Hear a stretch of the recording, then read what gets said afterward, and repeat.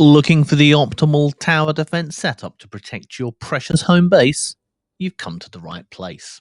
So, once you've got access to the enemy base, we set up just outside there with the Electro Ball going for the poisonous variety, ensuring to make sure the priority targets the enemy with the most amount of shields and benefiting from the damage over time effect of the poison. This is the ideal setup to start working on any of those pesky enemies that are protected by shields.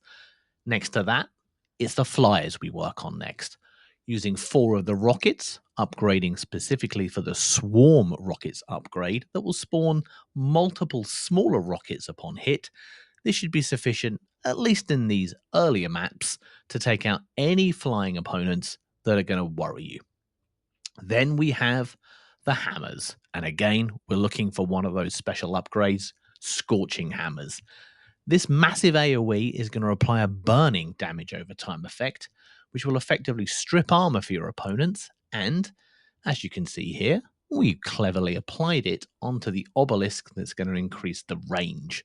Normally, the hammers don't have the best of range, but when you take advantage of this obelisk, you're going to see an enormous improvement. Then, the pièce de la résistance is the bombard. This time with the tier 2 upgrade for explosive bombard, it's going to do this amazing detonating effect. For every stack of burning that your opponent has on them, it's going to detonate that and cause an AoE explosion.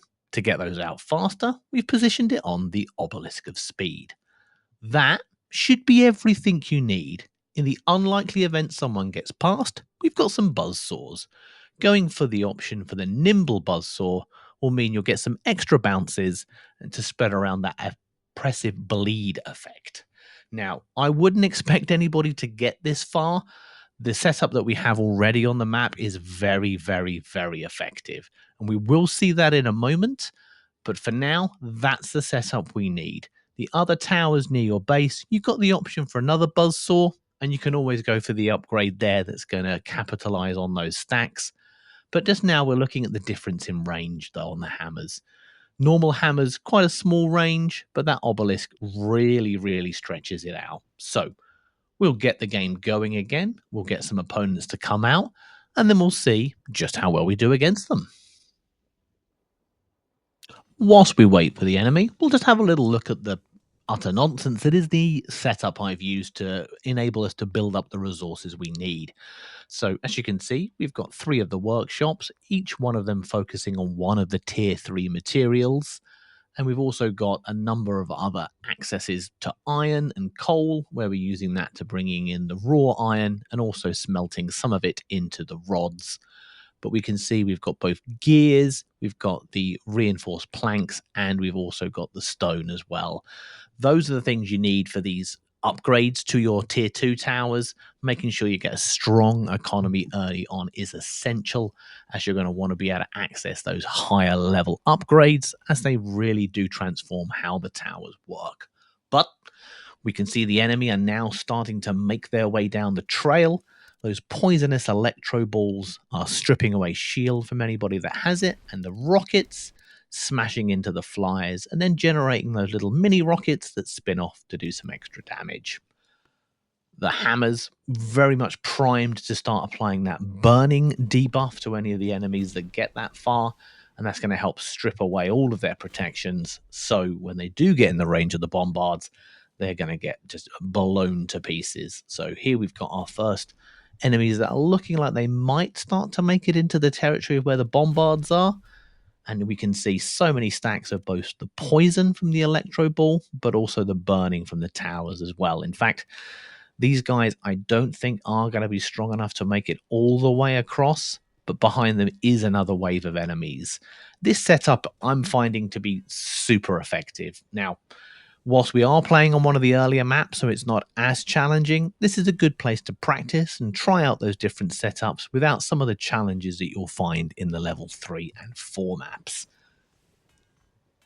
So we've got a nice group of skeletons and some sort of maybe a troll or ogre-like fellow. I know Gaius is looking to add some form of sort of codex to the game in the future, so we'll be able to understand who these different enemies are and what they're all about.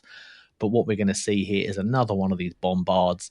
And that explosion effect that's happening, that's what's consuming those stacks of burning. And as a result of that, doing absolutely enormous damage to the character, but also those that surround it. And we're at the point now where we're able to nearly take that up to the next level. We pass over the Great Bombard option in exchange for taking that Explosive Bombard. So it's going to upgrade, and that's another tower that's going to be able to consume the stacks of burning and generate that AoE explosion. One more time we get to see that there, and yeah, great fun. This is definitely one of my favorite setups. I've seen a few other players sharing this on the Discord, and I really wanted to give an opportunity to bring this to anyone that watches this video just to see how much fun it is and how effective. We're only using 23 out of our maximum 40 towers, and to be honest, it looks like we really only need that first 16. The others are very much surplus to requirements. So I hope you found this video useful and that you're enjoying this early access game that is Tower Factory. It's getting better every single update, and I, for one, am very grateful for its creator. So if you like more of these videos, you know what to do.